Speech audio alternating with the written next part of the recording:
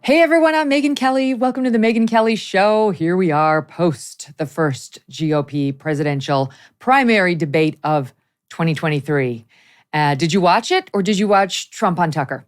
I watched the debate and then I watched Trump on Tucker today. That's the advantage of the Tucker Forum. You can watch it when you want. Query whether that works as a counter-programming measure, right? Because you don't have to watch it live. And the debate was interesting. It was interesting. It was bizarre for me personally because, of course, I was out there with Bret Baier for all of his past GOP presidential debate primaries. We used to do them all together. And so I had a lot of sort of inside knowledge on what they were doing, what they weren't doing, changes that they've made. Some I liked, some I didn't. I'll tell you my number one thing in terms of the formatting of the debate, get to it. Get to it. Everyone's been waiting. We don't need to hear the national anthem at the beginning of the debate. You play that right before the debate gets started. All due respect to the national anthem, you guys know I love the national anthem, but we don't need to waste 3 minutes of the primetime debate with that. That can be played before we actually start. We don't need the long video wind up trying to get people excited. They're already excited. Let's go. And we need a strong first question that kicks things off with a boom. All due respect to Oliver Anthony, we've been covering that story too in his song. That was the wrong first question. It was a sleeper. It was such a gimme. It invited the stupid opening statements that Fox was trying to avoid. No, get in and get out. A precise hit. And I will also say this. There is nothing wrong with the reporters in the room at a presidential debate, the hosts, being slightly antagonistic to the candidates. It works. It's our job. We're supposed to be slightly antagonistic to them. We're not supposed to be cheerleaders, bootlickers, rooting for them. I'm not calling Brett and Martha that, but I'm reacting to some of the things I've seen on Twitter. Real journalists are not fucking bootlickers. Go out there, be skeptical, press them, push, be hard, have an edge. That's our job. We're not supposed to love them. We're supposed to love truth and the audience. And so I was missing some of that last night. But having said all that, I enjoyed it. I actually really did enjoy it. And I thought the best parts of it were where the candidates mixed it up directly with one another, where they started rhetorically punching one another. And in those moments, as the moderator, you just want to shrink down to nothing. I'm not even here. I'm not here. You guys go. You do your thing.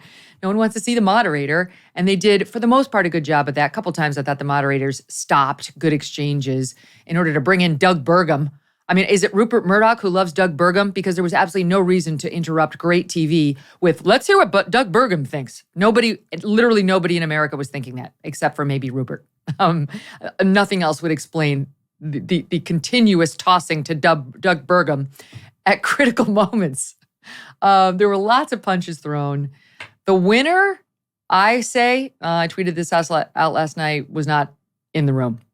Former President Trump had to be the winner because, in my view, nobody changed the game last night. While some did well, some did less well, nobody had the huge knockout blow that would have elevated them to anywhere near striking distance of Trump, who, as I said, had done a pre-taped interview with Tucker, which aired on X, formerly known as Twitter. Today, Trump is preparing to head to Georgia, where he is expected to surrender at the Fulton County Jail on felony charges connected to the last presidential election. We expect him to do it later in the day. They're saying it's going to be a prime time appearance. So he's not dumb. You know what he's trying to do? He's trying to drive all the evening news coverage to cover that instead of the debate. I mean, you cannot say the man is dumb. He has great political instincts, and he's turning lemons into lemonade. I guess, to the extent you can turn a criminal indictment into anything good. We do expect to see a mugshot, at least as of now. It's ridiculous. Do not need a mugshot of Donald Trump. The mugshot is so that you have something you can show. If he absconds, if he takes off, you can post it on the FBI's most wanted list. He's literally the most famous man in the world. Stop with the mugshot nonsense. Just makes you look like even more harsh partisans than you already are down there. Those who are going after him. Some of our favorites are here on the show today to break it all down for you. In just a bit, National Review's Charles C.W. Cooke will be here. Plus, we'll talk to the Daily Wire's Michael Knowles, who had my favorite tweet of the night. But we begin today with Emily Jashinsky, culture editor at The Federalist, and Comfortably Smug, co-host of the Ruthless Podcast. Those guys were live on the scene doing the pregame. Hey, subscribe to the show on YouTube and follow me on Facebook, Instagram, and Twitter.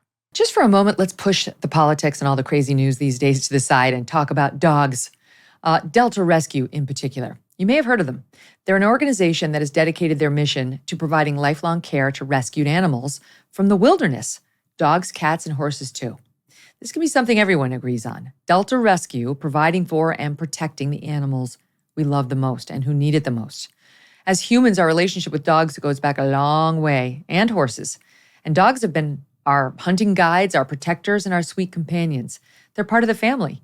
If all this makes sense to you and you love dogs and animals, then check out Delta Rescue and consider making a gift.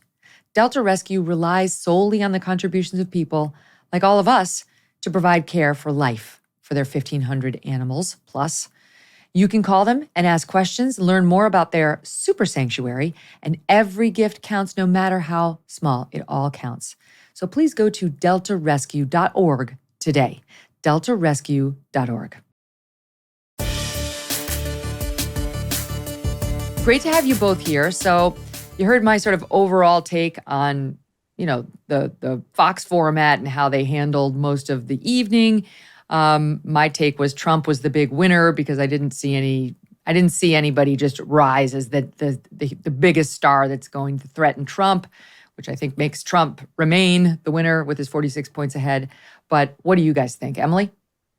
Well, in 2016, Republicans had that two-tier system where like the JV squad was debating each other. This entire debate was the JV. Yeah, it was the entire debate was the kiddie table, exactly because of what you said, Megyn, which is that Donald Trump has a 40-point lead, not a 10-point lead, a 40-point lead. In Iowa, according to the RCP average, she has about a 26-point lead. Basically, nothing that could have happened at that debate last night could have changed that margin, which is why I actually think Ron DeSantis' strategy to just sort of blend into the background was really smart. I think he realized he was the varsity guy on the JV team. Vivek realized that he was the freshman guy trying to make it onto the JV team. So he was dunking every time he could. Even if he missed, he's trying to show that he can jump.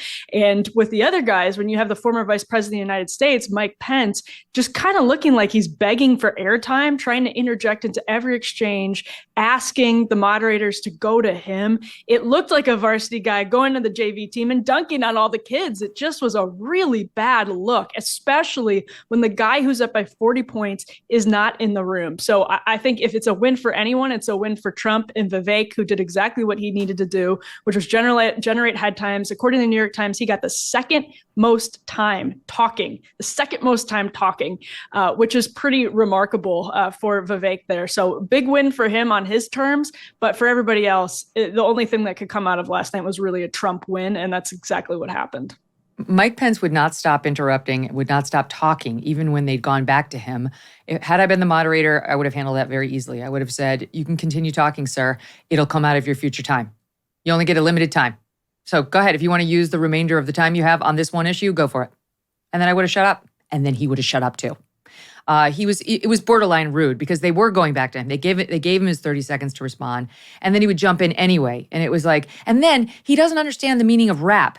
It's like the double bell is there for the respect of the audience and the process and the number of issues that are important that you have to get to.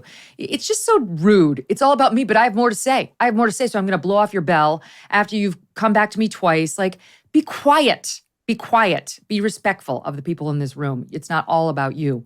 I was going to say, Smug, a feisty Mike Pence was not on my debate bingo card. Like, what? Did not predict that. But your overall take on how it went last night.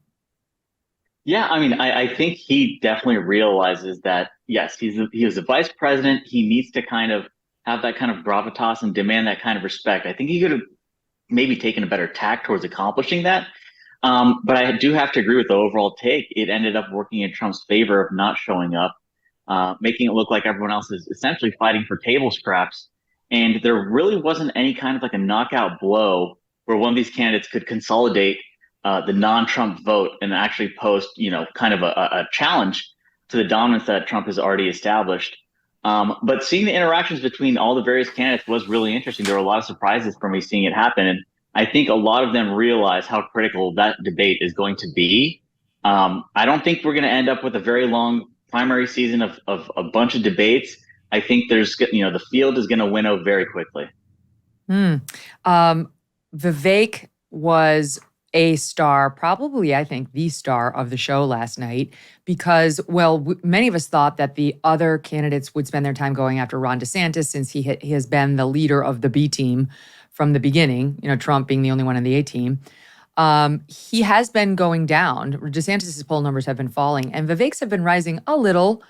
But I would say, if you want to say who's got momentum, you'd have to put Vivek over Ron DeSantis, at least according to the most recent polls. So either the candidates saw that or they have some internal polling that shows Vivek is a threat because they were all like to Vivek. And that's good for Vivek. You want attention at the debates. If you talk more, that's better.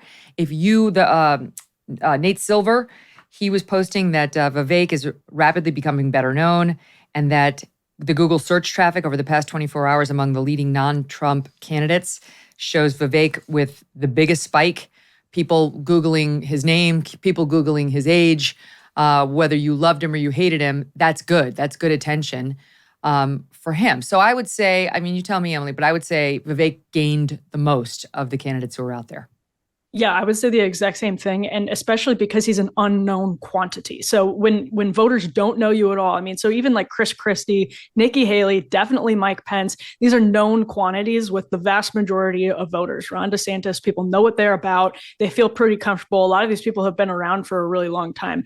Vivek is new to a lot of voters. So that means he has more room to grow. So he's already just barely behind DeSantis in national averages. So almost, getting to margin of error territory in some polls. And in that sense, if you also have a lot of voters who are just being introduced to you and you come out and put on a performance like that, I'm sure he turned some people off, but I actually think a lot of folks in the Beltway looked at Vivek and were like, he got crushed by Nikki Haley. He got crushed by Chris Christie. But to a lot of voters who are in the Trump camp, they might not be persuadable. They might not want to vote for someone else. But for a lot of people that are dissatisfied with establishment politicians, which is a good chunk of the Republican base, they're going to look at Mike Pence denigrating him for having no experience, which, by the way, is what every candidate did to Donald Trump unsuccessfully in 2016, and say, yeah, that's exactly what we like about him because he doesn't sound like a typical Republican. So if that's his first introduction to a lot of voters, he did a good job. I agree. He gained the most of everyone. Mm-hmm. Smug, who do you think gained the most of everyone? Well, going to Vivek for a second, I think a question I have in my mind for him is, you see him show up outside the courtroom with like a petition whenever Trump has an indictment, essentially acting like a Trump surrogate. I want to know who's the person that's going to show up, to vote and is going to say, I'm picking Vivek over Trump instead of just voting for Trump. Why go the indirect route? I think a lot of Vivek's message is essentially just echoing, hey, like last night when he says Trump's the greatest president of our lifetime, it's like, okay, well, then why are you running against him if that's the case? Yeah, it seems like he did a great job, then might as well just have Trump. So I really want to see what kind of differentiation there is in the minds of any voters of why would I vote for Vivek over Trump if I like Trump as the best president ever. I think there was a lot to gain, actually, surprisingly, by Ron DeSantis because Vivek's surge in the polls came right before the debate. So all the crosshairs from the other candidates were on Vivek. Ron DeSantis, most people thought someone's going to try to, knock him down, take over. He kind of got to blend into the background and watch everyone else go after Vivek. So that helped him a lot. He didn't make any kind of like a major mistake. There were all these stories about the super PAC had released this memo for what he should do. So, he definitely had a lot that he was probably thinking about, like, am I saying something that was on that memo? Now all these journalists are going to point it out. But by just blending into the background, I'd say he served himself best. All right. Now, what about who lost ground last night? Who do you think lost ground, went in and, better off than they emerged, Emily? Yeah, I think it's a really easy answer, and that would be Tim Scott, somebody who has a lot of money and resources behind him, who has put in a big ground game in Iowa, New Hampshire, and South Carolina, and flubbed basically every major opportunity he had to make his mark in that debate. There are a lot of donors behind Tim Scott. Sorry, keep going. Yeah. I'm so enthusiastic about your point, but I'm like, what's happening out here? Where is he? Keep going. I was going to say, He's so talented as a politician. Nikki Haley also, by the way, is very talented as a politician, and she made the most of a lot of moments that got tossed to her. The best that she can do is a kind of never Trump Republican candidate in a voter base that's not super open to that. But just sort of theatrically, she did a good job seizing some of those moments. And Tim Scott did not. He has a lot of money behind him. A lot of big donors really were putting their hopes on Tim Scott. And if you want to have a chance in a field where Donald Trump's up by 40 points, DeSantis is even up in Iowa, you're nowhere close to him in any poll. If you want to have a chance, it has to be in these debates. It has to be in these moments where you're making a huge splash. And he didn't come anywhere close to that once last night. You know, Smug, I know a lot of very well-off Republican donors, a lot of them. And they've been asking me and talking in social circles for a while about Vivek and Tim Scott. Who's most likely to be Trump's VP out of those two? And for a long time, they've been saying it's got to be Tim Scott, right? It's got to be Tim Scott because Vivek just wasn't as well known and they didn't have as much buzz. I think after last night, if the race is to be Trump's number two, Vivek surpassed Tim Scott easily. Yeah, I mean, David Sachs actually recently just hosted Vivek at his home in LA for an event. So I think a lot of the donors started seeing that Tim Scott has been essentially in witness protection for the past couple months. You haven't seen him in public much. And then in the debate last night, it just solidified that in everyone's minds. He disappeared. It didn't seem like he was even that interested in trying to make a mark and actually compete for the nomination. So he lost the most ground in my mind for sure. Okay, so I want to talk about some specific moments, including like the best one-liner. And I would say I think the best one-liner and the best comeback are all in the same exchange. The two men involved were Chris Christie and Vivek. We've got it teed up as SOT 1. People are dying of bad climate change policies than they are of actual climate change. Governor Haley, are you bought and paid for? Down by Hold on. In the last century. Listen. I've had enough already tonight of a guy who sounds like ChatGPT standing up here. And the last person in one of these debates, Brett, who stood in the middle of the stage and said, "What's a skinny guy with an odd last name doing up here?" was Barack Obama, and I'm afraid we're dealing with the same type of amateur standing on stage tonight. Come over and give me a hug. Give me a hug just like you did to Obama. The same type of amateur. And you'll help elect me just like you did to Obama, too. Give me that the bear same hug, type of amateur. Hold on.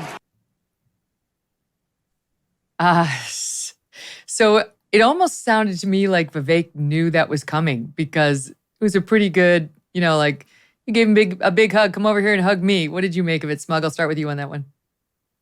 Yeah, I mean, that was a pretty good line, the ChatGPT thing.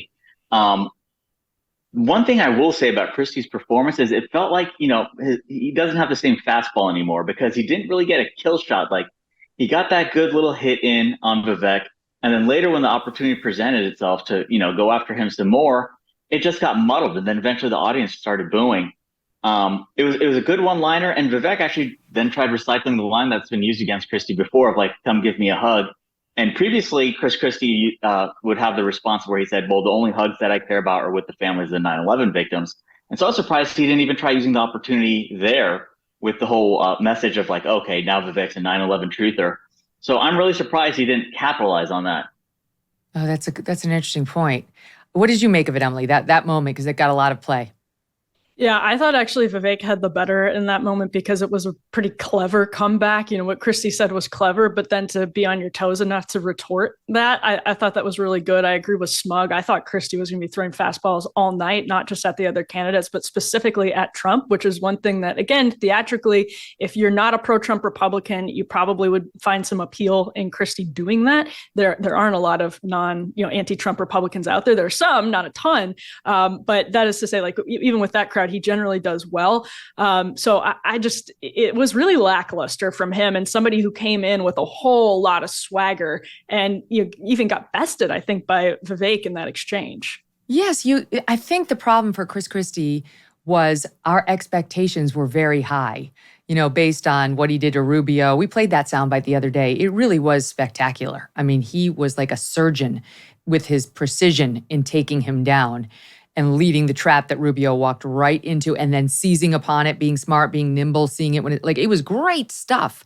So the expectations were super high for Christie, and he didn't meet them. Even his general demeanor, I will say, I thought the Fox lighting on the candidates was kind of crappy. The candidates did not look very good. When you're in TV, you need good lighting. Trust me. The anchors look good, but which that's number one. But the candidates could have looked better. And Chris Christie, to me, his skin looked a little gray. He looked he was hunching over, which you don't want that. He looked a little tired. And I tweeted out, is it just me or has he lost something off of his fastball? I think he's lost a little something off of his fastball because that was the best he did, Smug. That was his number one line, was it not? Yeah, and also, like you just said, that the expectations, he's in a tough situation because now anytime he takes the debate stage, everyone's like, well, he's going to end a campaign, So, I mean, that's pretty tough to always pull off. But at the same time, there wasn't the same kind of spark where it's like, okay, Christie's going to talk and everyone gets nervous. And I think a lot of the candidates, I think Vivek definitely prepped for that, is that, the reputation of Chris Christie is he's going to go after somebody. And there's a great chance he'll go after the person surging in the polls. So I think Vivek definitely prepped for that. But that moment didn't really show up. There was no kill shot from Chris Christie last night. And I think a lot of people are disappointed because that was the whole point of like, okay, well, get Christie on the stage. He's going to body bag somebody. It's going to be entertaining. We didn't get that moment. Can we just spend 1 minute on the Chat GPT accusation? I get it. I actually understand what Christie was saying. Vivek, for all of his talent, he's only 38. He's not a politician. This is his first presidential run, obviously. He was only eligible to run 3 years ago. He's young. I get what he's saying. Vivek can sound rehearsed, canned lines. A number of people, including my former colleague Bill O'Reilly, were commenting on, he clearly had some teeth whitening done. His teeth were almost distracting. They were gleaming so much. O'Reilly said he looked like a game show host. There was something oddly, a little falsely polished, I would say, about Vivek that came off to some as inauthentic or, a little just too, not to steal a name, smug. Emily, what do you make of it? Yes, Vivek was more uncomfortably smug, not quite so comfortable in the smugness. I think there's truth to that for sure. I also think that when people in DC look at Vivek, they're sort of uncomfortable with him and just in and of himself because he's so different.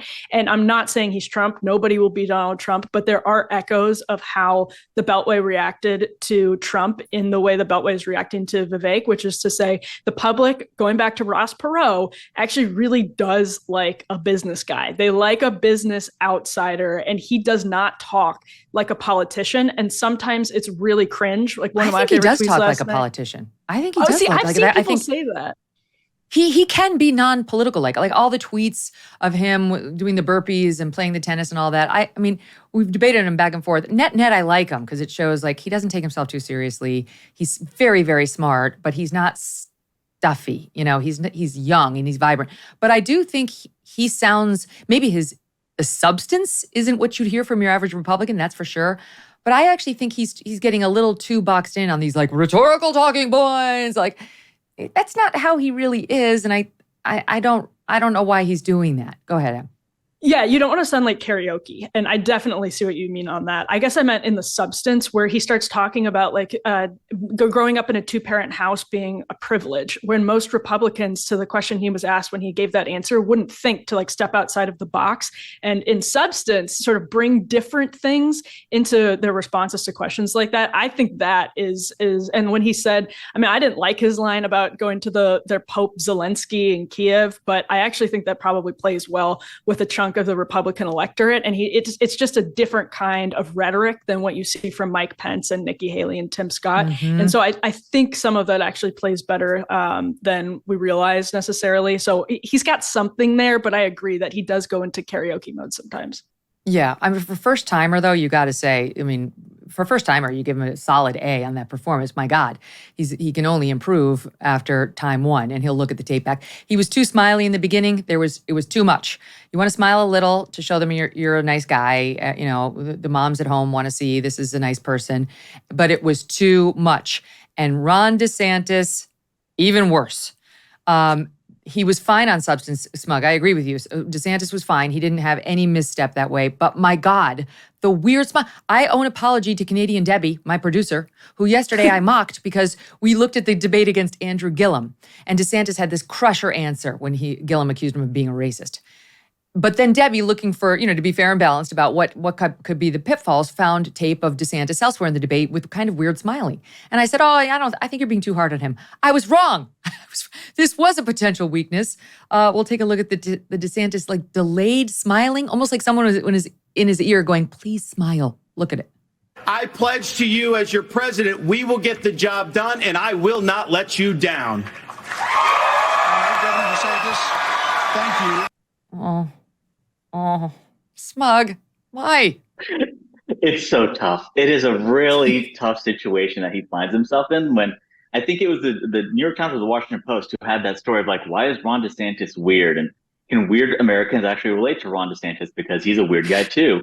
So it's, whenever he's on the stage, he's got to be so self-conscious of okay, am I putting my hands in the right place? Am I smiling at the right time? I can only imagine all these questions going through his head when he has to contend with all these other candidates. It's almost kind of like, Hillary Clinton had that issue where she was constantly worrying if she's likable enough, if she's smiling at the right time, is she expressing herself in the right way? I wonder how much of that kind of head game Ron DeSantis is finding himself in now. He can be much more forceful, by the way. I did think, having watched the Andrew Gillum debate, DeSantis to me last night seemed like a little polished versus the real guy. I actually think the bare-knuckled brawler who's I saw in the old debate, what the hell? And the guy we saw during COVID, get away from it. I kind of like that guy. I'm not sure I want the new polished version. Is it just me?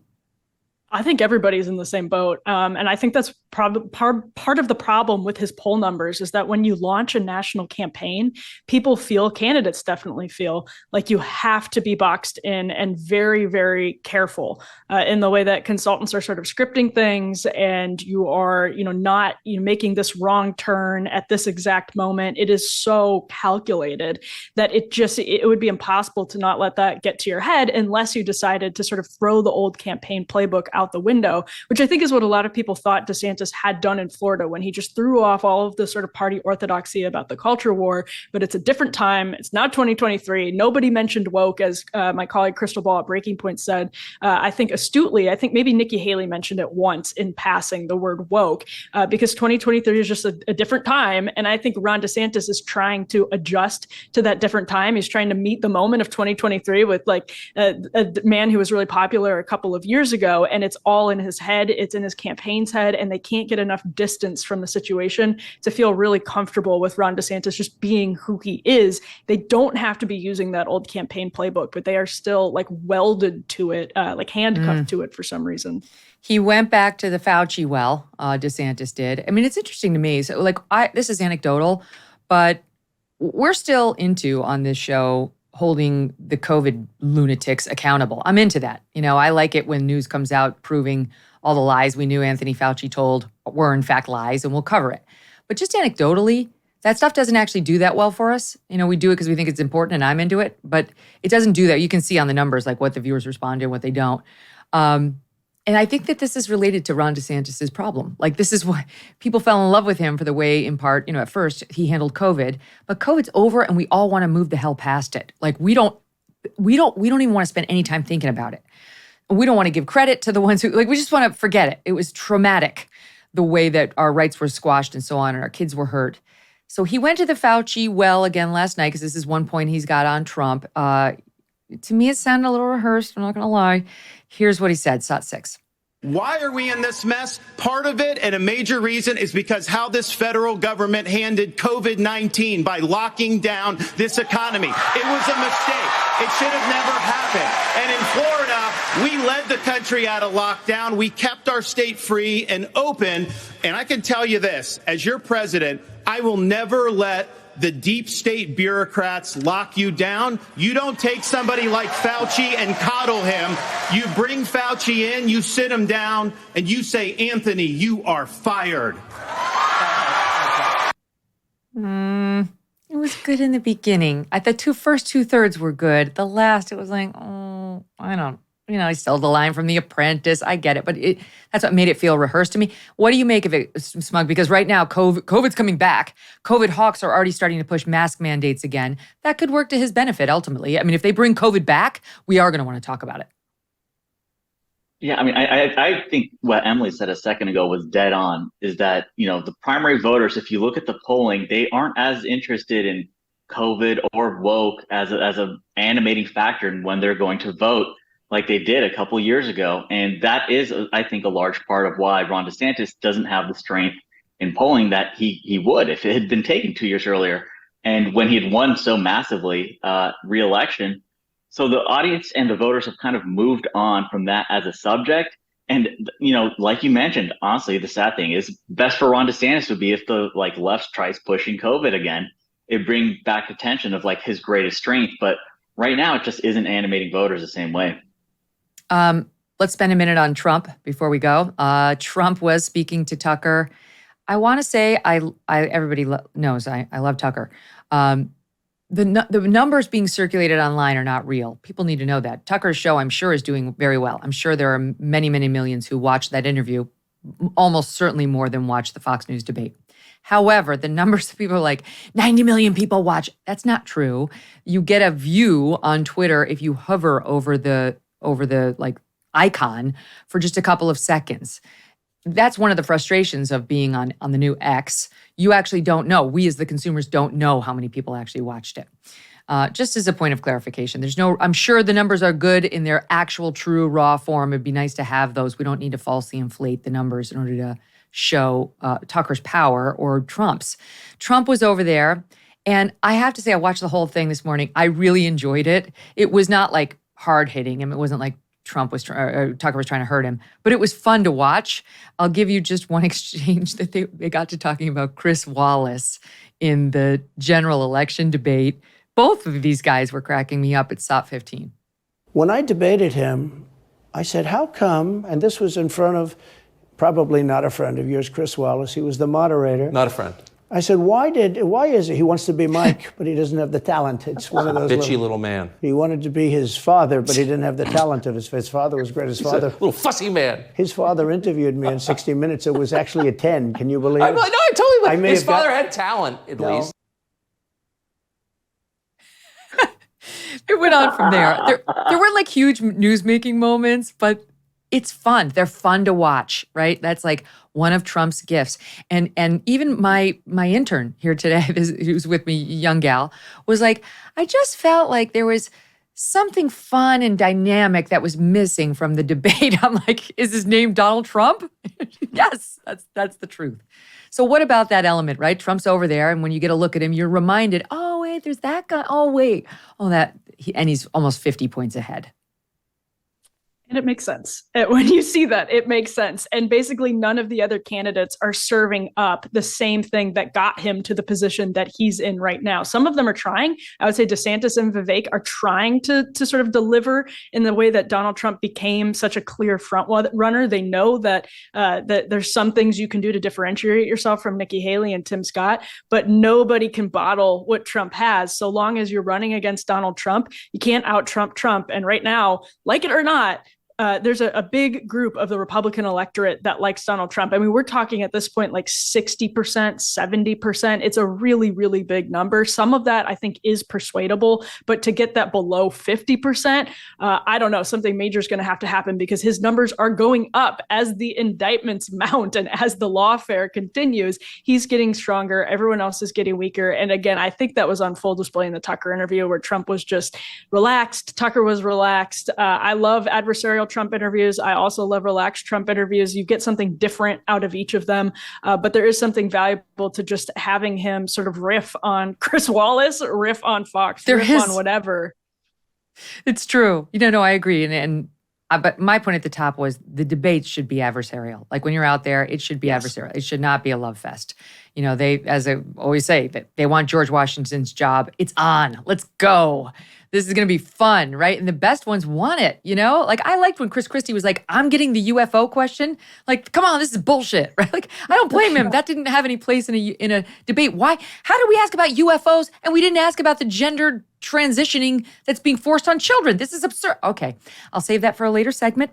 Emily Jashinsky and Comfortably Smug, thank you both so much. Thank you so much. We are coming right back with Charles C.W. Cooke. What does he think about the winner last night? I'll tell you who the unsung heroes of COVID are. Of course, the frontline workers. But what about the business owners who hung in there and paid their employees despite the fact that they were shut down by the government? If you stayed open and paid your people, you could be eligible for up to $26,000 per employee at covidtaxrelief.org. $26,000 per employee, in fact. This is not a loan. These are government funds that you do not have to pay back. All types of businesses, including nonprofits and churches, can be eligible. But you need to apply now because Congress may pull the funds. COVIDtaxrelief.org has helped tens of thousands of businesses just like yours and secured over $500 million. Unlike others, they charge nothing up front. They do all the work and then share a percentage of the cash they get for you. You did the tough thing for your employees during COVID. Now let covidtaxrelief.org help you get up to $26,000 per employee. Visit covidtaxrelief.org. That's covidtaxrelief.org. Joining me now, Charles C.W. Cooke, senior writer at National Review and host of the Charles C.W. Cooke podcast. Charles, great to have you back. So who was the big winner last night? Well, I'm not sure there was one in the sense that I don't think the race was shaken up. Trump didn't show up. He's still the front runner. DeSantis didn't lose, which was pretty important. He wasn't really the target of many attacks. Much of the attention was lavished on Vivek Ramaswamy, but I don't think it was positive attention, and I'm not sure he helped himself. And then the people who I thought substantively did really well, I don't think have a shot at the nomination. I thought Nikki Haley had a good night and Mike Pence had a good night, but I don't think they're going to make it. So it was an odd one in the sense that it didn't actually change anything. In one sense, I think DeSantis probably came out of it best because the attacks that he expected from Chris Christie did not come. They were aimed at Vivek. I agree with some of your substantive criticisms of DeSantis's performance, but he's still treading water, which is where he needs to be. I think DeSantis only got attacked once. I think when the New York Times did a running tally of who got attacked the most, and DeSantis only got attacked one time. They were very, very focused on Vivek, which I think I would be delighted at if I were Vivek, right? It's like I'm the center of attention and there's going to be all this buzz about me tomorrow. There was the moment where Nikki Haley came at Vivek on foreign policy. And she's dismissed by some in the party as a, quote, neocon. She's a little too pro-war. She's a little too pro-intervention. That's the criticism.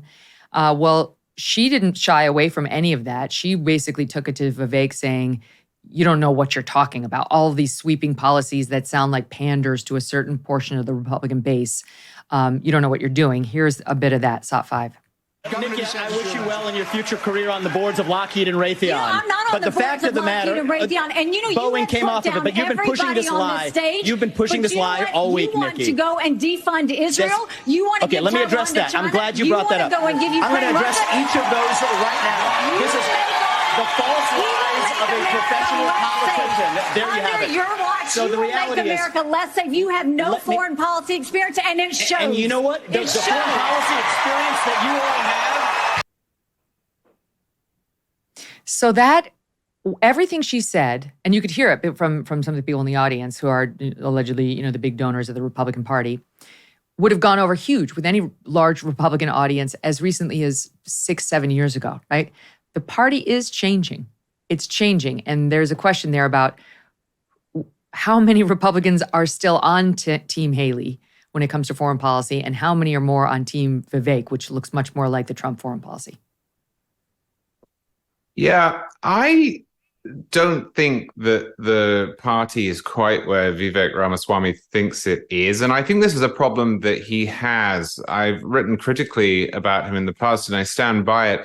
He is the sort of person I've noticed who, while he's talking to a crowd, scans the room to see whether the message is working and then tweaks it in whatever direction he intuits. It's certainly true that the party is less interventionist than it was, although there's not a particularly high bar, given that what we're really talking about is opposition post hoc to what the United States did in Afghanistan and Iraq. But I think that the Republican voting base and also the broader public is quite open to argument and debate on this point, which is why Nikki Haley scored big on that. Part of it was the attack on Vivek, who doesn't know a great deal and was putting everyone down. Part of it was that Republicans still like the American hegemony. They like American military strength, and they are open to the United States taking a leading role in the world. Now, they don't want that to mean preemptive invasions of other countries, but there's a very big gap between reiterating the mistakes of Iraq and making cheap jokes at Nikki Haley's expense about sitting on the board of Raytheon or Boeing.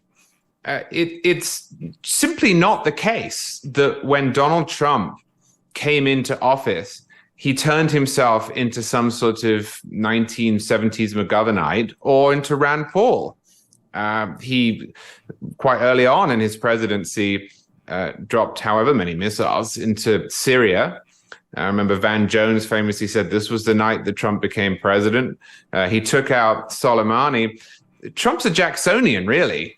But Jacksonians are not opposed to all force. They're not opposed to asserting American interests. They just recognize that alliances are fluid and they want limited and overwhelmingly emphatic enforcement of American interests. And so I understand why this term neocon gets thrown around. I mean, I'm not a neocon, so I don't have a brief for neocons. I just don't think it's a very useful frame. And I think Haley resonated there because she pointed that out. Mm-hmm. The other question is, who is the biggest loser? And in the last segment, I think, Emily Jashinsky and I were both agreeing that it was probably Tim Scott, because there was so much promise around him. He had a fair amount of buzz. He has a ton of money, a lot of big donors. But Charles, I had the team pull we could have pulled this from any one of his answers, but they sounded so generic. They sounded just like, pro-America talking points where you're like, that's my view. Here he is. America can do for anyone what she's done for me if we focus on restoring hope, creating opportunities, and protecting America. If we want the environment to be better, and we all do, the best thing to do is to bring our jobs home from China. Okay. So what we need to do is restore hope and create opportunity. I mean, come on. This is not going to get it done. So I like Tim Scott a lot, and I think that the optimism and forward-looking approach that he's taken is necessary. I wrote about this recently. I do think Republicans need to cheer up as a whole. The Democratic Party is full of unhappy people. This isn't me saying this as a conservative. The statistics are actually extraordinary. The polling shows it. The medication use shows it. Yeah. But the thing about optimism and forward-looking rhetoric is that unless it is coupled with really specific policy steps, then, as you say, it does sound vague and even hollow. I am a big fan of Ronald Reagan. I absolutely depart from my fellow conservatives when they say we're in a different time, we don't need that anymore. Actually, a lot of the challenges that Reagan faced were quite similar to ours. We had a resurgent and threatening communist country on the horizon. Then it was Russia, now it's China. We had runaway inflation that had been met with high interest rates, therefore high mortgage rates, and so on. We had a general loss in patriotism and belief in the American system. But if you go back and you look at Reagan's speeches, he was very sunny. He had that Tim Scott quality that I like. He was also unbelievably specific. Half of his speeches, he would cite these statistics about unemployment and oil production and international trade and troop numbers. And it wasn't just a generalized, vague appeal to the American experiment. And that's the bit that Tim Scott was missing. His affect's great. I like watching him. He's extremely likable, but he's going to have to put a lot more meat on that bone or he's going to get rolled. And I do agree with you. I do think he was probably the loser from last night's debate. Yeah, it was definitely a missed opportunity for him. So, he's going to have another opportunity, I think, if he qualifies for the next one. But I think the money may move. It may move from Tim Scott over to Vivek. And then, of course, what we're going to see, Charles, is what we are just starting to see a little, but haven't really so far, which is the media is going to turn on Vivek. No one's done like the deep dive Oppo piece on Vivek because he's been kind of a non-factor. They're not seeing him as a threat, but it's coming. But I do wonder whether he's kind of moving into the Trump territory of untouchable. Like the people who like Vivek seem to me to be largely the MAGA base because he doesn't touch Trump. He's saying a lot of the same things Trump said. And so I do wonder whether even the media attacks that are undoubtedly coming on him are going to work. Well, maybe, but what's the upside? And you said the money is going to move over to him. I can't see why. My criticism of Vivek from the beginning has been he's not running for president. He's far too complimentary of Donald Trump. You saw this. Donald Trump came out after the debate and said, well, Vivek was the winner because he praised me. Sure, He did. If anything, Vivek's running to be Donald Trump's valet or perhaps vice president or a cabinet member. There was a moment last night that exhibited this perfectly where Vivek said, well, Donald Trump was the best president of the 21st century. Well, if that's true, why are you running against him? What is the point in you being there? Trump is running again, and he's leading in the polls, sometimes by 40 points. I know why Chris Christie's running. I know why Mike Pence is running. I know why Ron DeSantis is running. I don't know why Vivek is running if he believes that, and if he is a circle in the Venn diagram that is Vivek Trump presidential candidate 2024. So I'm just not convinced by him. Certainly, he may benefit from some of the same dynamics that have made Trump very difficult to touch among Republican primary voters. That is a defensive quality, but it doesn't help you offensively. It doesn't help you distinguish yourself and move away from Trump and become the nominee. Unless your game plan is, as you point out, being his number two or being in his cabinet, or you're banking on him going to jail and you being the Trumpiest candidate left standing. Yeah, I mean, I could see that. I can absolutely see that. As you know, I don't want the Trumpiest candidate left standing. I'm a policy guy. I want someone who does not have the profound moral and personal failings that Trump has and who can get things done. And I don't see Vivek as being that guy.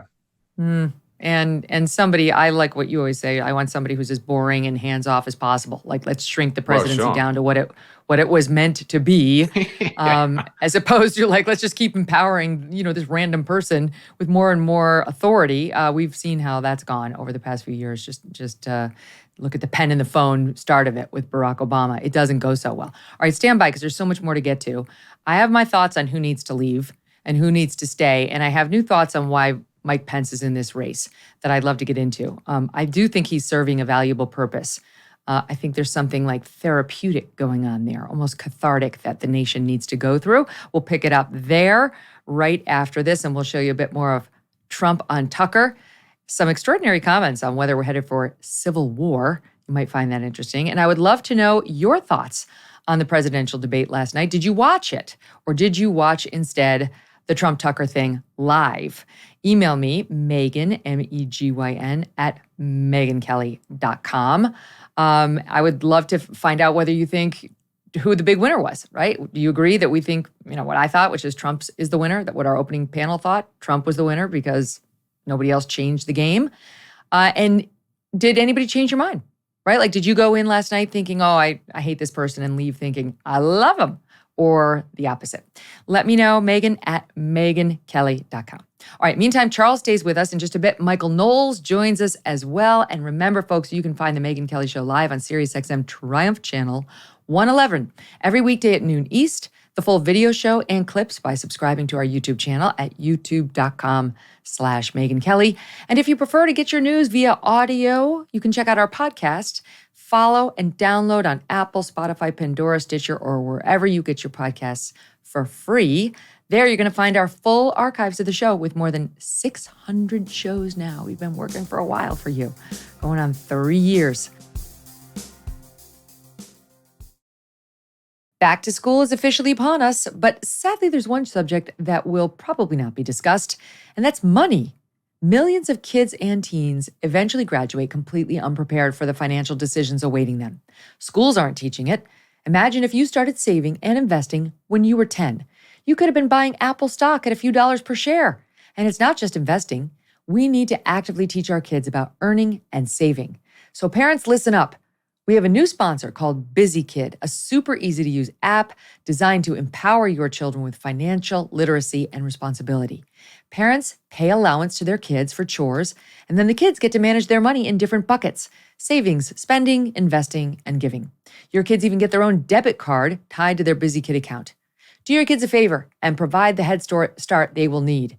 Busy Kid is offering a limited time special of 20% off an annual subscription, so less than $4 a month. Go to busykid.com for more details, or just download the app and use my promo code MK for 20% off. busykid.com, promo code MK. So Charles, looking around last night, I was trying to ask myself, what is the justification for each of these candidates? Vivek, I get it. Young, new blood, Trump young, Trumpy, but younger, more vibrant, next generation. That's how he wants us to perceive him, at least. Ron DeSantis, conservative. Like traditional, but maybe not that traditional, because he's different on Ukraine. He's different on a couple of things, but conservative fighter, right? Chris Christie, he's there to fight. Like he has to attack Trump. He's like there for the never Trumpers, the people who hate Donald Trump, who aren't necessarily never Trumpers, but just are very mad at Trump and not really inclined to vote for him. And I think Mike Pence has a role out there. I think Mike Pence is helping the country work out the conscience around January 6th. I think that, it's kind of actually important, at least for last night's debate. He doesn't need to stay forever. But just to be reminded of what was at stake on that day and what was done to Mike Pence, and just to be reminded, it may not be a deal breaker for you at all, and I realize it's not for, some 70% of the Republican Party who's apparently either open-minded to or ready to vote for Trump. But we do need a little bit of closure, I think, on what happened with the Republican Party at the end of the 2020 election. Here was Pence providing a bit of that last night. It's not about looking back at January 2021. It's about January 20th, 2017. I put my left hand on Ronald Reagan's Bible. I raised my right hand. And I took an oath to support and defend the Constitution of the United States. And it ended with a prayer, so help me God. It was a promise that I made to the American people, but I also made it to my Heavenly Father. Every day for 4 years, I sought to keep that oath. What do you make of it? And I think he and Nikki Haley are both there as a little bit more of the conservative, traditional Republican that we're used to, but only one of them is really necessary. Burgum's got to go. Ace has got to go. I think Tim Scott is going to go. I know you disagree, but I think it's over for him. But what do you make of it? Well, I think it's profoundly important. First off, I do think Mike Pence would make a terrific president. I don't think he's going to be president, but I think if you parachuted Mike Pence into the Oval Office right now, he would do an excellent job. That's one rationale for his running. But the main rationale, as you say, I'd put it a little bit differently. He's telling the truth about what happened in 2020. Trump lost the election. And Trump won't say that. And unfortunately, many of the other candidates won't say that either. DeSantis whiffed on it last night, disappointingly. And Pence does. He put it perfectly there. He took an oath to uphold the Constitution. He kept that oath. It is simply not true. As conservatives, we're supposed to believe what is true. It is simply not true that Mike Pence, even if he had wanted to, has some freestanding power to reverse Congress's ratification of the election process. That's right. Trump keeps saying otherwise. Trump has criticized Mike Pence for his refusal to do something that he could never do. And Mike Pence hears this from voters quite often, and I think has been admirable in calmly and politely and correctly pushing back at it. You need someone on the stage, preferably Mike Pence himself, but someone at least who is going to say that this is not how our system works, and that is not what happened in 2020. And that if we are going to spend our time relitigating the past instead of looking forward to the future, then we need to do so accurately. So I'm glad Mike Pence is out there saying that, mostly because it's true. Yeah. They went down the line and asked, did Mike Pence do his duty on January 6th? And I think most of them said yes. Vivek did not answer. And Ron DeSantis was sort of pressed into saying, I got no problem with him. He did his duty. Like, it was not a forceful defense of Pence, of course, because DeSantis is still, his game plan seems to still be somehow I will wrest the Trump supporters away from Trump, which leads me to the next thing that happened. They were asked, if Trump is convicted on in one of these cases, the 4 now that have been brought against him, will you commit to pardoning him? Now, we're going to show the video. So for the listening audience, I'll try to describe it. Vivek's hand shot way up. I mean, he truly is like the kid in class, the teacher's pet, like, pick me. DeSantis looks around and then barely raises his hand. Charlie, this is not a good look for DeSantis. And by the way, everybody else's hand went up. Chris Christie did raise his hand, but then seemed to kind of second guess it. Asa Hutchinson did not raise his hand, but everybody else, their hand went up. Not as high as Vivek, who's up here. DeSantis looks around and then raises his hand. And he's getting some flack for that. Like, pick a lane. Is it a yes or is it a no? What did you make of the moment? Well, I think that this is closely tied to the conversation that you had with one of your previous guests about DeSantis's odd little smile. The best advice that I think anyone could give Ron DeSantis right now is, you've got nothing to lose, be yourself. Foibles included, flaws included. Ron DeSantis is a very intelligent man who is clearly irritated by a lot of the machinations that he has to go through as a political candidate. Now, some of those have to do with Donald Trump, and I empathize with them greatly. There is so much nonsense that Republican politicians and other prominent conservatives have to put up with because of the cult of personality around Donald Trump. Some of that, though, is just normal politics. DeSantis does not have the affect that our most electorally successful politicians tends to have. He does not have that Reaganite affect. He doesn't have Bill Clinton's love of people. He doesn't have Barack Obama's charisma. He has his own thing, and if he's going to become president, then it will be on the back of that own thing. It will be on the back of his saying, look, I am a middle-class kid from Tampa who became the governor of Florida, did a really terrific job at it, bucked the conventional wisdom. And now I'm running for president to deliver for you. I'm not saying, Megyn, that's going to work. I think at the moment it looks like it's not. But if he's going to get there, he's going to have to be Ron DeSantis. And that moment that you just showed is another good example of him trying to work out what is expected of him rather than going with his gut. So was the little smile, so is so much of the campaign strategy that he's exhibited thus far. And he's getting caught in the middle as a result. Either you put up your hand like Vivek and you just commit to the part. You're a phony, you're proud of it, you know what is expected of you in the audience and at home, so you just do it. Or you leave your hand down. Yeah, or or an enthusiastic phony anyway. Or you leave your hand down and you deal with the consequences. When you're asked about it the next day, you say, you know what? My job is not to play Donald Trump's lawyer. My job is not to get into the Oval Office and immediately contemplate whether or not I will use the pardon power to help the last guy. Here are the things that I'm running for. I'm not saying that would be a good strategy. Don't get me wrong. I'm just saying that he's caught in the middle, and you can see it over and over again. When he made that emphatic statement and then tried to do the little smile, he was caught between who he actually is, which is a guy who likes to machine gun the opposition and then get things done, and who he's been told he should be, which is a politician who smiles at people and has a softer side.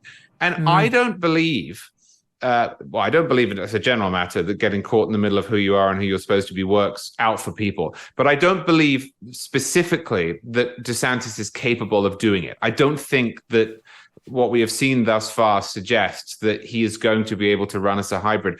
I just think at this point, he has to take off the gloves and do what he actually wants to do and be who he actually wants to be and see how it plays out. All right, I'll say this in defense of Ron DeSantis. I don't know whether this is true, but this was after the moment where he objected to the whole hand-raising nonsense. So it is possible. It was very good. Actually, we'll play it for the audience. We're talking about. This is SOT 3. Human behavior is causing climate change. Raise your hand if you do. Look, we're not school children. Let's have the debate. I mean, I'm happy to take it to start. Alexander, so do you want to raise your hand or not? I don't think that's the way to do. So let me just say to Alexander this. So that was good. He was like, I'm not raising my hand. This is nonsense. Let's just talk about it. We're adults. And the second question, raise your hand if you will commit to pardoning Trump or whatever it was if he gets convicted, came after he said, we're not doing the hand raising thing. So it is possible that he was basically like, aren't we done with the hand raising nonsense? Whatever. Either way, you have to lead your own course. That would have been a good time for him to grab the lectern and say, as I already told you, we're not doing that. Move on, right? Like that would have been a great moment for him. But to your point, he's caught between.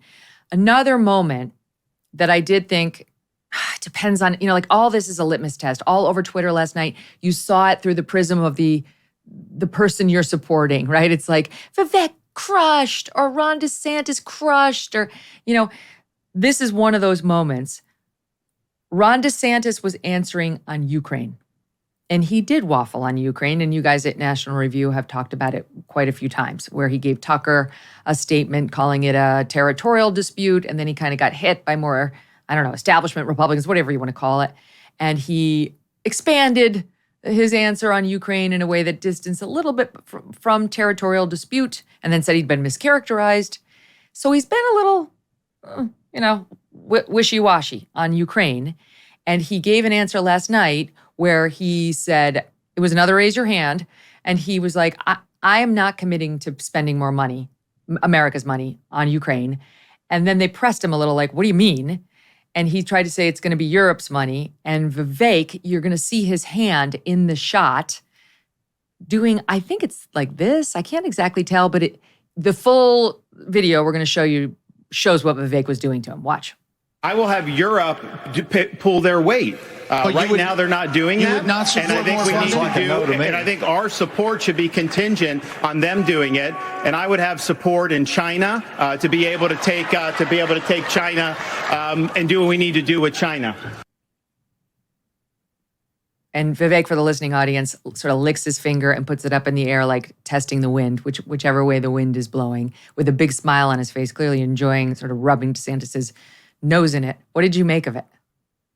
I mean, I think for Vivek Ramaswamy to advance that criticism of anyone else is one of the most preposterous things I've ever seen. And if I were Ron DeSantis, who is a serious person, I would be irritated by it. I'm not wild about DeSantis's view on Ukraine, although I will say this in his defense, Megyn, I am not sure what I think about Ukraine either. I mean, you must have heard me say this over and over again. I am very interested in hearing debate on this. Normally I know what I think. I'm not one of those voters normally who says, well, I just want to wait for the two candidates and see what they think. Normally I know what I think, but with this one, I mean, I had Noah Rothman on my podcast. I've also had Elbridge Colby on my podcast. They're diametrically opposed on this. I read something about it from someone who is critical and it persuades me. And then I read something from someone who is much more hawkish. We had Rod Dreher and we also had Gary Kasparov. I mean, it was like, we're just trying to highlight all the views so people can make up their own minds. This is a very, very difficult issue. So yes, same, Charles, keep going. Well, and I mean, I'm not, to just clarify, I'm not in any way drawing a moral equivalence between Russia and Ukraine. I want Ukraine to win the war. But what policy should be from the West and what implications that has, for example, toward the Pacific is something that I just don't know enough about to judge properly.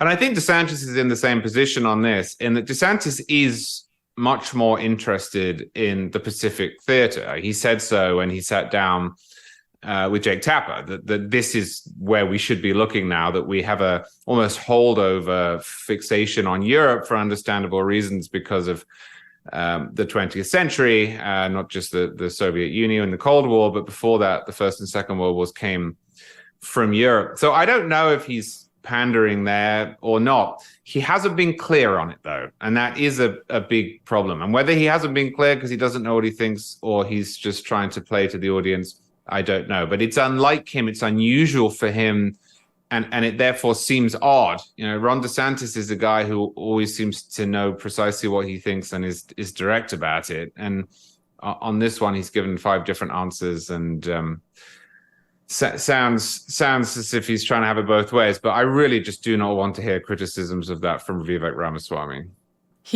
Ron DeSantis didn't stack the cannon with his own ammo. He kind of ignored Vivek, and that's a strategy. But certainly he could have prepared a hit on Vivek. Like, what do you do? How dare you raise your finger at me? Like I'm following wherever the wind blows. Here are the 5 times you've done that, right? Here are the reversals that I found on you in the past hour before I got out here. Like, you've got to have some sort of offensive ammo against the guys who are going to come for you if they're legitimate threats. And Vivek is becoming a legitimate threat. I mean, he's got more momentum behind him right now, I think, than Ron DeSantis does.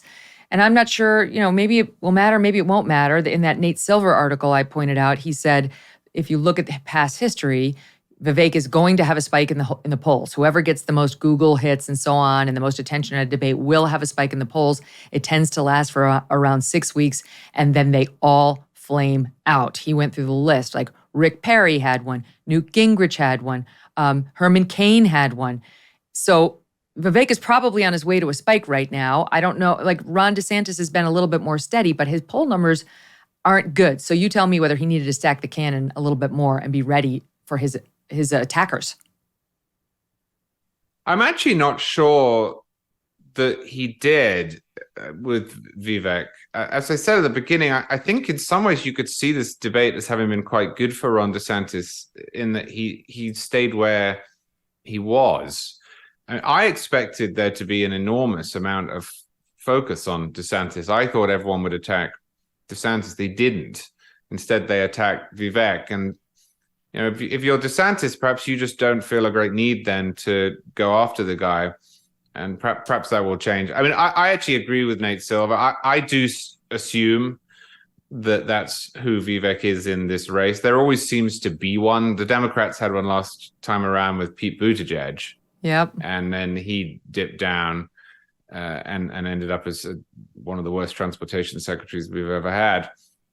So I'm really in 2 minds about it. My bigger advice, as I say to DeSantis, is you know who you are. be it. And maybe it's not what people want. And that will obviously be very disappointing for him. But he probably, of all of the people on that stage, knows who he is the most. And I see him trapped at the moment, and I see him unsure as to how to run. And it's very strange as a Floridian who's criticized DeSantis on a bunch of issues, but who never doubted his resolve on them, to watch that, because that's not how he ran in 2020 too. Last time around, he's feeling when he won unsteady. by 20 points. He's feeling unsteady. He's lost his mojo. Like, he's not sure exactly what to do. And the answer in those circumstances is always just go back to true north. Like, who are you? Just let your freak flag fly, and they'll love you or they won't. But like, that's the answer. Let me ask you before we go. What is the purpose of Asa Hutchinson or Doug Burgum? I grew resentful because it was like every minute that goes to those guys who have zero chance and aren't even offering something different. It's not like I love him or hate him. I understand why Chris Christie's there. I understand why Pence is there. I understand why Vivek is there. I don't understand why those two guys are there. They know they have no chance. So what did you make of those two, and how much longer do you think they're going to be in there? Well, I think that Doug Burgum can be in as long as he wants because he's worth about $2 billion. But they shouldn't be there. That's not a criticism of Doug Burgum, for the record, who I think is a really good governor. Again, if you parachuted him into the White House, I'm sure I would like him a great deal and he'd do some good things. But he's not going to be president. A year or so ago, I wrote a column titled "Don't Run," and it was aimed at precisely those sorts of figures. And it was not a moral judgment on them. It was just saying, look, there is no path, there is no lane, there is no rationale for these candidacies. Just don't do it. Go and do something else with your life. And I guess those two didn't read it or read it, didn't care about it. But that is precisely who I had in mind. They don't need to be there. They're not adding anything that they should leave. It's not like the debates of like 2012 and, remember when Ron Paul would come and you'd say, okay, everyone knows Ron Paul has no chance, but he clearly has a very clear agenda that he's advancing, and he's trying to bring attention to his libertarianism and, vote for me because I see the world in a different way. And he get a conversation started and represented a faction of the Republican Party that was different and interesting.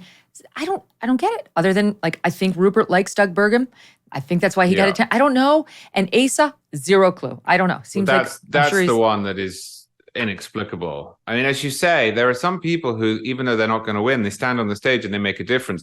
I didn't realize how well he was going to do, but I encouraged in 2015, 16, Bernie Sanders to run because just analytically, because I said, look, you really fundamentally disagree with everyone else on the stage. So that's a really good idea, is to run, make your case, see if you can change the party. Now, unfortunately for me, who's about as far away from being a socialist as you can get, Bernie actually did manage to change the Democratic Party by doing it. But that shows your point, which is, even though he didn't win in either race he ran in, he achieved what he wanted to.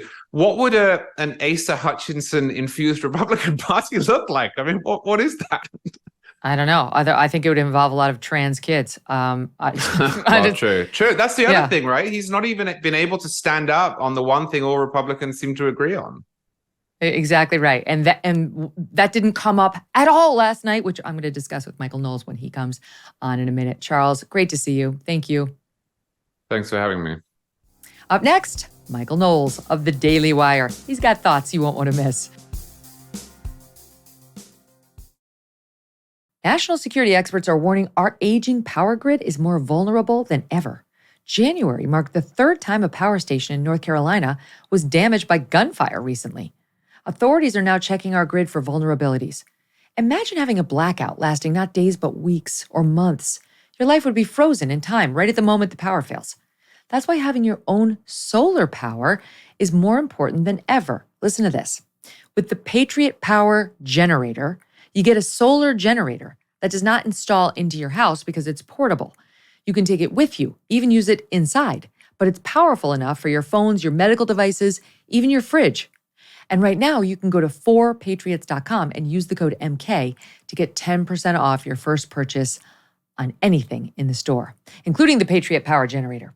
You will also get their famous guarantee for an entire year after your order, plus free shipping on orders over $97. And a portion of every sale is donated to charities that support our veterans and their families. Just go to 4patriots.com and use code MK to get 10% off your order. 4patriots.com, use code MK to get yours today. And now, without further ado, Michael Knowles, host of the Daily Wire's Michael Knowles Show. Michael, great to have you. What was your overall take on last night? My overall take, I'll give it to you in 30 seconds, Megyn. Vivek helped himself the most because he went from an unknown to now someone who everybody's talking about, and he had a good debate. DeSantis did not help himself. I felt he met expectations, but the expectations were moderate. They'd been moderated down from the high expectations he had when he got in, and he didn't break through. Pence did a little bit better than I think people were expecting. He was aggressive. He was lively. It's not going to matter at all, but he slightly outperformed. Some of the second-tier candidates, Chris Christie, I felt got his usual zingers in, but they fell flat. It wasn't the full Marco-Rubio treatment, and when he tried them against Vivek had pretty good zingers back at him, so that didn't work. Among the other candidates, Tim Scott and Nikki Haley, both basically met expectations, which again is not good enough when you're in the single digits. I felt that Asa Hutchinson outperformed expectations in as much as he did not trans a child on the stage. So that was good. I was pleased to see that. And Doug Burgum proved himself to be the single worst candidate in the entire race, maybe in any race that I've ever seen in my entire life, and yet somehow also possibly the most likable person on that stage. So what does that mean? Where does that leave you? It means that no candidate broke out enough to overcome what is now a 41-point gap between Donald Trump, the front runner, and the number 2 guy, at least as of now, Ron DeSantis. That's according to the Real Clear Politics average. Some polls have it as an even bigger gap, which means that the winner of the night, without even showing up, was Donald Trump. Mm-hmm. Yeah, I loved your comment on Asa Hutchinson. I thought that was the tweet of the night. You tweeted it out. It made me laugh out loud. Our viewers may remember he, in this discussion with Tucker in Iowa, defended his unwillingness to sign a law that would have banned the transing of children as minors, these medical treatments, the drugs, the surgeries, and so on. And he defended the drugs in particular, like completely not understanding that they sterilize children. He was like, well, I think that's a different matter. Anyway, that was kind of the end of Asa Hutchinson for a lot of Republicans. So yes, I take your point very well. Can I just ask you, can you believe that they spent time on UFOs and on Oliver Anthony's song and a question about general patriotism and did not ask one question about this massive cultural issue and what we're doing to young children? Of course. I loved Christie's answer. It was the only point of the night or the last 5 years where I thought Christie might win me over. And it's when he laughed at the moderators. He said, "You're asking me about UFOs? Are you out of your mind?" But to your point, Megyn, this is an issue where all Republicans seem to agree, from the most populist nationalist types all the way to fairly establishment types. The problem is, though, that the debate was being moderated by Fox News, and Fox is pro-trans. And Fox has made that stance clear. Fox will use the fake pronouns when they refer to men who think they're women as she. Fox has even run segments lauding the transing of kids. So he who pays the piper not too long ago. Like they did that relatively recently. Right. And so because they were running the show, that issue didn't come up. It was obviously a huge omission. I think it shows you the increasing gap between political elites and the Republican Party base and the conservative movement. But even if that issue had come up, I'm not sure it would have done very much. I watched the whole debate. I watched the whole Trump interview with Tucker, and I came away with it thinking, okay, some of that was entertaining. Some of that I did just because it's my job and other people aren't going to watch it. But ultimately, it just did not change a single thing. Yep. Can I ask you about the Trump interview on Tucker? I liked it as a counter program in that it's a middle finger to Fox, and both of those guys have every right to do that. But no one's really talking about it. You know, it trended on Twitter, which is where, X, which is where it lived. It's not dominating. I haven't even seen any of it anywhere in the news today. I wonder, I don't know if there was a way for Trump to counter program away from the debate.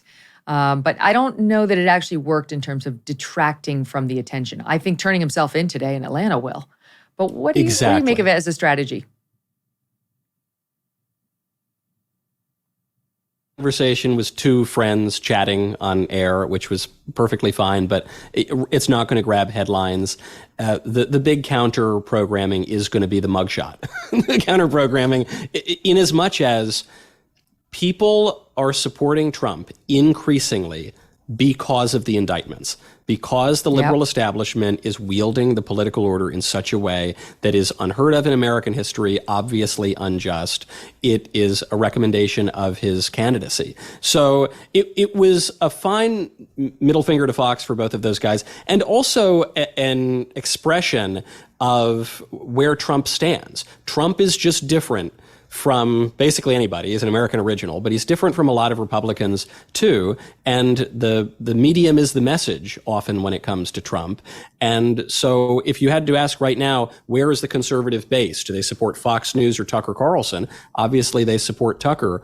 And so it made perfect sense for him to do it, but it was never going to grab headlines. If Trump wants to grab headlines, he's got to get confrontational, but he just doesn't have to because he's got a 40-point lead. The person who should have learned that lesson is Ron DeSantis.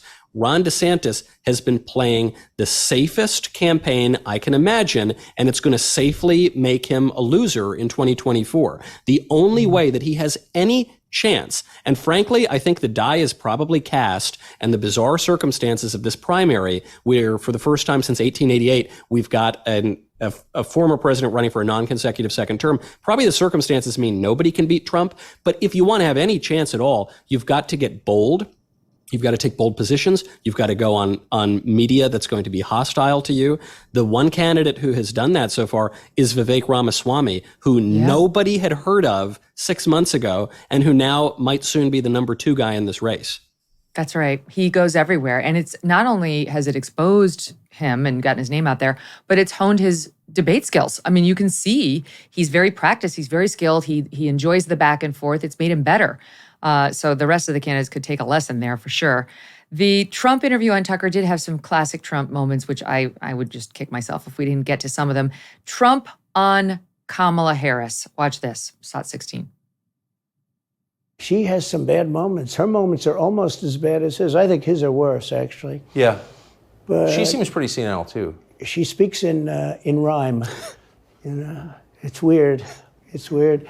But she has bad moments. And in rhyme? What do you... Well, the way she talks, the bus will go here and then the bus will go there because that's what buses do. And it's weird. The whole thing is weird. This is not a president of the United States future. By the way, we pulled a little of that. She did do a little bit on school buses. I don't think she rhymed, but here it is, 19. Who doesn't love a yellow school bus, right? Can you raise your hand if you love a yellow school bus, right?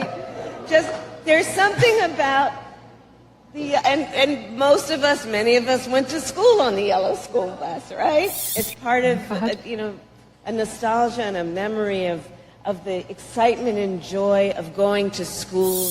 The school bus takes us there. Inspiring. Trump nailed it. Wow.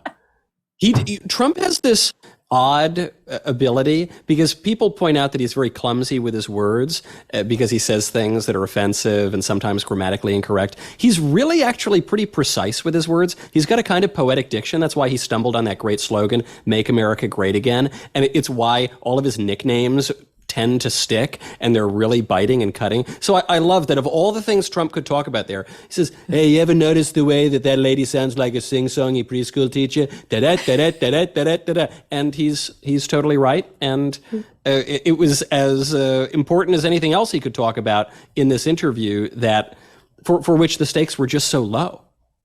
I think he's just reminding everyone why they like him. And here's more of that in SOT 17. You don't think he's going to make it to November of 24? Well, I think he's worse mentally than he is physically. And physically, he's not exactly a triathlete or any kind of an athlete. But you watch him, and it looks like he's walking on toothpicks. I think he looks terrible on the beach. Looks terrible on the beach. Skinny legs. Well, he can't walk through the sand. And there's somebody in there that thinks he looks fabulous at the beach. I think he looks horrible at the beach. Plus, the beach doesn't represent what a president's supposed to be doing. You're supposed to be working. It's good stuff. Who else would say that stuff? Like only Trump. And people, those are the kind of conversations you and I would have, you know, over a drink one day. We'd be like, yeah, what's he doing with those skinny legs on the beach? No one wants to see that, right? But only now do we have a president and candidate who says the stuff. Exactly. A couple of weeks ago, Karine Jean-Pierre got in trouble because her Twitter account sent out a tweet that was supposed to come from the president's account. So it said, you know, when I ran for president, blah, blah, blah. You realize it was all being run by staff. And it doesn't really matter. It's a minor gaffe. But it does reveal part of the reason why people like Trump, because Trump is a real person. You can't deny he's not focus group tested. He wasn't bred in a petri dish at Langley. This is a guy who is presenting to you exactly who he is, warts and all. And I know that there are some Republicans who want to pull their hair out over this because they think that he has a surplus of personality. But this is Democratic politics, lowercase d. It's about people. It's about the way that people feel. You know, a pal of ours likes to say that facts don't care about your feelings, and that's largely true, but politics almost exclusively cares about your feelings. This was what was so unfortunate for DeSantis last night. I sincerely like Ron DeSantis. I think he's a good guy. He's been a great governor. He's a really admirable figure. He just wasn't able to connect last night, and he hasn't been able to connect. And people want to dismiss this and say, well, who cares? He's got the charisma of competence, let's say. Okay, sure, that and $1.50 is going to get you a pumpkin spice latte in about 2 weeks, because you need to connect with the people on the trail. If you don't do it, then the number 2 guy is about to be Vivek Ramaswamy. Yeah, you got they're too far behind to be this cautious. The predicament that they are in requires a swing for the fences. Roger Ailes used to say to me before I'd go out on the big nights, just hit a single, right? He was trying to take the pressure off me. There's no reason to go for the home run. That's not true for them. They actually do need a home run. They do need to change the entire trajectory of this race. My only thought is perhaps they're banking on a conviction that will change, or a year plus of criminal trial coverage that will change the mood of the electorate. What else explains the strategy of these guys? If that's what they're thinking, they're out of their minds. If they're waiting for a conviction to change the mood of the electorate, they might be right. It's only going to increase Trump's support. That's why he said a week ago that he's one more conviction away from clinching the nomination and winning the election, because people know it's deeply unjust, and the vast majority of Americans agree, including many independents and Democrats. So, just holding your ground or just saying the right, polite, focus group tested thing is simply not good enough, really, in any hotly contested race, but certainly not in this one, which is unlike any primary we've ever had. The DeSantis campaign right now seems to be running the Cruz 2016 strategy. People revise history and they think that Cruz was always doomed in 2016. He ran a very good campaign. He's an excellent politician, very smart guy, and the base largely likes him. But the campaign was a little bit cautious with regard to Trump, and that caution did not pay off. I can see why a strategist would have made that decision in 2016 to run a campaign that's going to totally solidly get you into number 2. But we know how that played out. We already saw that 7 years ago. So to do that again, it's the definition of madness. I just think if I were running against Trump, I would, understanding how the GOP base still loves him, I'd say, I get it. He did so many good things for us and he's highly entertaining. I completely get it. He changed the Republican Party in a way that was absolutely critical. However, let's talk turkey. Let me go through the poll numbers in Wisconsin, in Arizona, in Georgia, in Michigan, in these critical states, in Pennsylvania, and give you the reality, Republican primary voters, of what's coming down the pike. What's coming down the pike are independent voters who are not as in love with Trump as you need them to be. And they're never going to be as in love with Trump. And this is what the numbers show there. Nothing's going to change. They know Trump. There's nothing he can do between now and then that will change their view of him. So as much as you love him, you may have to let him go if you actually want to win back the White House. I know you want to destroy the party. He's done all he can do. I will continue the legacy for him. Trust me on that. I will bust up all these same things, but you will lose. I'd say something like that, and I'd have real hardcore data on the polling and the independents in those states. Whatever. I'm not a political consultant, but that's what I would do.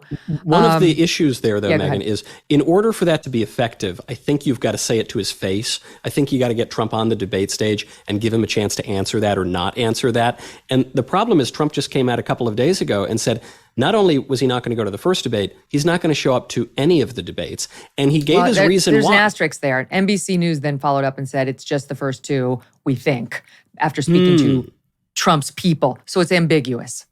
But he sent out a truth, his kind of Twitter posts, and he said, the people already know me. They already know who I am, which is the first line that he said that makes me think this kind of a promise might not be bluster. Because as you just said, everybody has an opinion on Trump. Every single person and their grandkids and their dogs have opinions about Donald Trump. We've known who he is since the 1980s. So there's no benefit to him really showing up to these debates unless his poll numbers crater, but they just don't show any signs of doing that. They needed a different debate to make the poll numbers crater. I heard a very interesting discussion. It was on the Federalist yesterday with Molly Hemingway, and she was telling a story, and she's a conservative pundit, and she goes on Fox, but she was telling a story about a guy she knew in Republican politics who was about Brett Kavanaugh. He thought there's at least 4 other judges that Trump could have picked who would be more solid and reliable than Kavanaugh, but whatever. But then when they accused him of being a gang rapist, like it happened for so many people in the country, it flipped the guy entirely on Kavanaugh. It was like, I will fight to the death to make sure Kavanaugh gets confirmed, and started to see Trump in a different light too, since he fought for Kavanaugh. And she was saying, this guy and others, looked at Trump this time around and said, maybe that we need somebody new. I liked what he did, good justices, but maybe it's time. And then when the indictments started piling up, he had the same flip. Trump has to win. He has to be the nominee, and we have to get behind him because the fate of the republic is at issue right now. That no less than the fate of the republic, what we're turning ourselves into, must be fought. And I know so many conservatives who feel that way. It's almost just bigger than Trump. Of course. I mean, you see this in Fulton County right now. The proof of this is that it's not just Trump being indicted on a campaign donation in kind in New York and on, I don't know, tweets or something, and recommending TV shows on Twitter or whatever.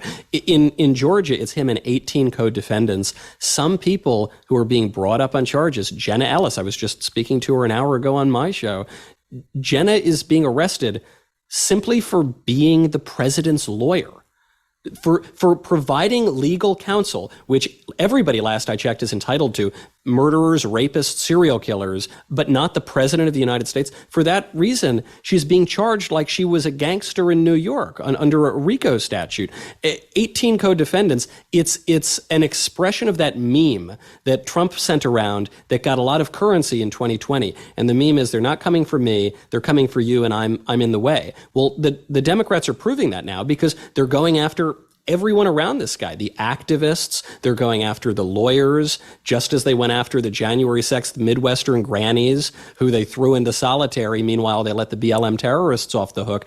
I think ordinary people are realizing, oh, wow, even if I don't like this guy's personality, the left is not going to stop with Trump. They're already moving past Trump. Right, but they need to be taught a lesson about what the country will do if they want to pick these kinds of fights. This just coming in right now, as everybody is going down and turning themselves in down in Atlanta. Trump later today doing the same. Fannie Willis, the prosecutor down there, has just proposed a trial date. Remember, she had said March of 2024, just a few months before the presidential election. She just upped it to October of 2023. This is, okay, here's what I have to say to that. Okay, ready? Here's what I have to say to that. Jan. It's not gonna happen. She's got 19 defendants in a RICO case, complicated as all get out, including one against the president of the United States, the former and leading contender to become again. It's not gonna happen. I don't know what she's doing, but this is an absurdity. Megyn, it takes me 2 months to schedule dinner with my friends. You think you're going to get 19 defendants in front of you by October? Impossible. Right. That's literally two months away. One of the defendants asked for a speedy trial, and she says she wants to try them all together. That's not how this is going to work. So more on that as we get it. I want to play you one other soundbite of Trump talking about Tucker was pushing him on. I mean, it's a legitimate question. It's a scary question. But does he worry about being assassinated if he wins? Like, they've done everything to stop him. Not even if he wins, but like, they impeached him twice. They indicted him 4 times. Like, does he have real fears about that? And does he have fears about a possible civil war in this country, depending on Trump's future? And here's how he answered. Do you think we're moving towards civil war? There's tremendous passion and there's tremendous love. January 6th was a very interesting day because they don't report it properly. There was love in that. There was love and unity. And I've also never seen simultaneously and from the same people such hatred of what they've done to our country. So do you think it's possible that there's open conflict? We seem to be moving towards something. I don't know because I don't know what it, I can say this. There's a level of passion that I've never seen. There's a level of hatred that I've never seen, and that's probably a bad combination. You don't have to take his word for it, Megyn. Judge Michael Ludig, who was once a very respected conservative judge, he's now unfortunately been driven insane and spends his time playing Ed McMahon to every hack host on MSNBC. But Mike Ludig came out and he said that he predicts in 2024 secretaries of state might not list Trump on the ballot. And oh my God. I'm trying to think of the last time we had a major presidential candidate not listed on ballots in states, and it was right before the Civil War. So you might say Donald Trump is hyperbolic or Tucker Carlson is catastrophizing. Well, you're also hearing it on MSNBC from Never Trump judges like Mike Ludig. This is a real fear, and as my friend Andrew Klavan pointed out just last night, Abraham Lincoln was saying, we have no enemies, only friends. We'll all come together. And that was 2 months before Fort Sumter. Things in the political order can decay very rapidly. They've been parading the mugshots of Rudy Giuliani and Jenna Ellis, his lawyers, Trump's lawyers, out of Atlanta over on MSNBC, like they're eating popcorn at the fair. They are loving it. And by the way, I made a comment on the lighting at the Fox News debate. My God, the lighting at the Fulton County, I guess, sheriff's office is the worst it's terrible. I mean, Rudy Giuliani, let's face it, he's been going downhill in his looks for a while here, the hair dye and all, but he looks like himself, a mobster. He's playing, the mugshot looks like he's playing to type on the RICO claim. Jenna gave a nice smile, which is probably the move. They say Trump is going to be mugshotted today, and they say it'll go everywhere. It'll become viral. People will have T-shirts. His supporters will have T-shirts of it to try to turn it around. I don't know. To me, I just feel sad. I feel kind of depressed that the former president of the United States is going to get fingerprinted and mugshotted and, forced to turn himself in for arrest today. It's another before and after moment. For all of these people, Megyn, I grew up in New York in the 1990s. Rudy Giuliani is a hero to me. I don't care what wild things he says or how much hair dye he uses. The man is a hero. And to see what they've done to him, to see what they've done to John Eastman, a very respected legal scholar, very serious and wonderful man, to walk him in there like a perp, it's so disgusting. It's such an obvious political persecution, to say nothing of what they've done to my friend Jenna. And so I agree with you. It's terribly sad and most sad to see a president of the United States and, frankly, more importantly, leader of the opposition being brought up and mugshotted. I also agree with you. The smile is the way to go. And there's two thoughts on this. One is look defiant, look angry at this injustice. That's what Rudy was doing. That's what a number of the other defendants have been doing. I'm with Jenna, and I hope Trump smiles too, because this is an unjust persecution, and good people have been unjustly persecuted before. And in the evils of the Roman Empire, you would have Christians smiling and dancing while the lions ate them. I think that they can arrest us, they can throw us in prison, they can take our mugshot, but only you can give away your joy. Yeah, I'm starting to rethink the Kim Kardashian glam team at the DMV. That's what Rudy needed. He should have brought them to turning himself in. What? Smile your way through it. Hopefully they'll have the last laugh, because while I don't defend the conduct, I certainly don't think these are criminal acts. It's an absurdity. Michael Knowles, a pleasure as always. Great to be with you, Megyn. Don't forget, we will be back on Monday with Stu Burgier and Dave Marcus. Don't miss that.